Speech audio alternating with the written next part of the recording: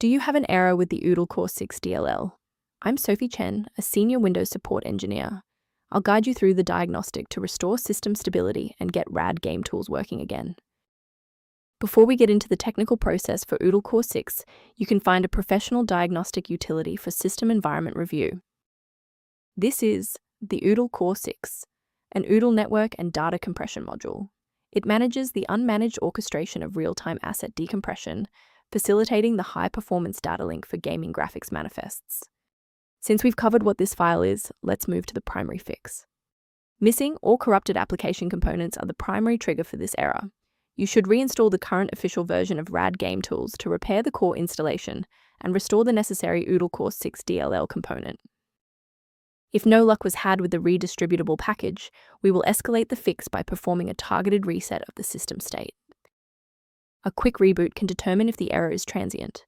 While it won't fix a deleted file, it can re-establish the connection between your software and the Oodle Core 6 file if the path was temporarily busy. Make sure to save your spot by bookmarking this video or hit the like button before you restart so you don't have to search for it again.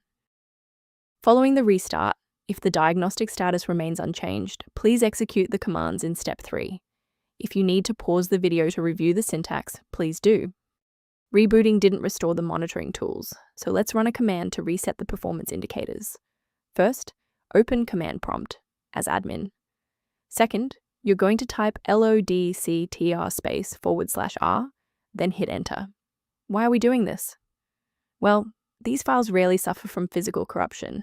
Instead, their registration in the performance hive becomes desynced. This command purges those stale entries and rebuilds the registry links. From a systems engineering perspective, there is one major security pitfall I need to help you avoid. Do not let a minor runtime error escalate into a total system rebuild by attempting to force install Oodle Core 6 DLL into directories where it does not natively belong. To ensure your system remains within verified parameters, you might choose to use an authorized maintenance path for ongoing support. If Oodle Core 6 is impacting system resources, the maintenance suite below provides general guidance on addressing this. Your feedback is valuable. If this fix got Oodle Core 6 working for you, please like the video and subscribe to stay informed on maintaining a secure environment.